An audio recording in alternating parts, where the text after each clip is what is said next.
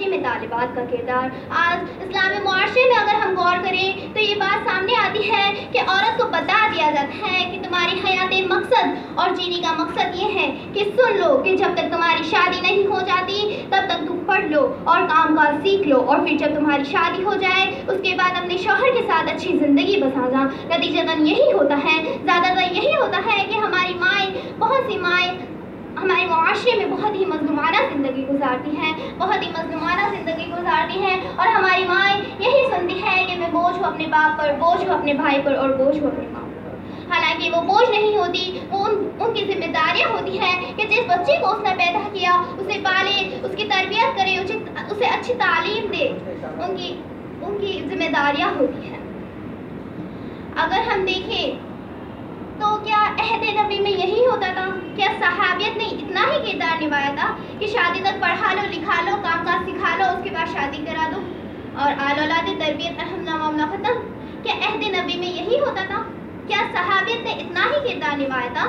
نہیں. عہد نبی میں اگر ہم جائیں تو عورت کا مقام بہت ہی عظیم نظر آتا ہے، بہت ہی عظیم نظر آتا ہے کہ ایسا کوئی شعبہ نہیں جہاں مرد موجود اور وہاں عورت نہ ہو، کہ ایسا کوئی شعبہ نہیں جہاں مرد موجود ہو اور وہاں عورت نہ ہو. اگر ہم دیکھیں تو یہاں ایک عورت ہے.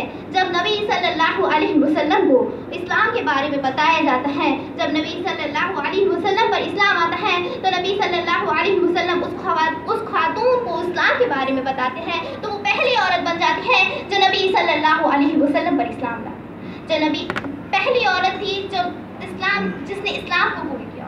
اگر دوسری جگہ دیکھیں تو اسلام کے لیے شہادت دینے کا وقت آیا تو خاتون یہاں پر بھی پیچھے نہیں رہی. اسلام کے لیے شہادت جس نے اسلام کے لیے دی تھی وہ خاتون تھی سمیہ رضی اللہ تعالیٰ عنہا، وہ بھی ایک خاتون تھی. اگر تیسری جگہ دیکھیں تو مال خرچ کرنے کا معاملہ آتا ہے تو یہاں پر بھی خاتون پیچھے نہیں رہی.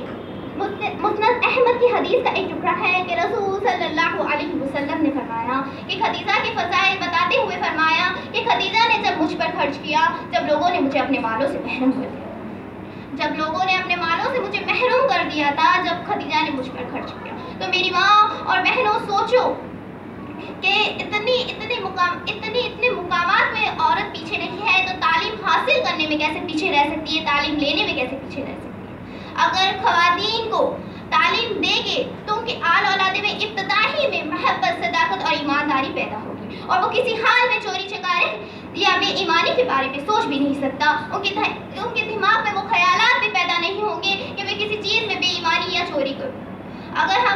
اگر ہم عورتوں کو تعلیم دیں گے تو ان کی آل اولادیں میں تربیت اچھی ہوگی. تو میری بہنوں تعلیم لو تاکہ تم آگے کچھ کر سکو.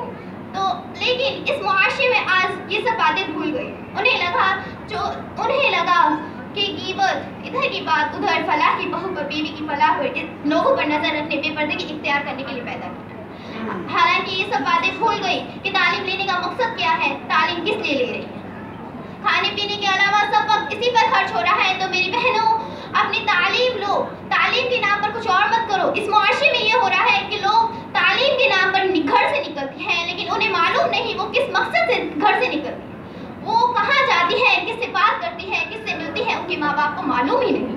لیکن آج کے اس معاشرے میں یہ لڑکیوں کی ذمہ داری ہے کہ وہ اپنے ماں باپ ان کو ذمہ دار ہے. لیکن آج ان ماں باپ کی غلطی نہیں، وہ ان بچے کی غلطی ہے جو تعلیم کے نام پر گھر سے نکلتی ہے اور وہ کچھ اور کام کرتے ہیں.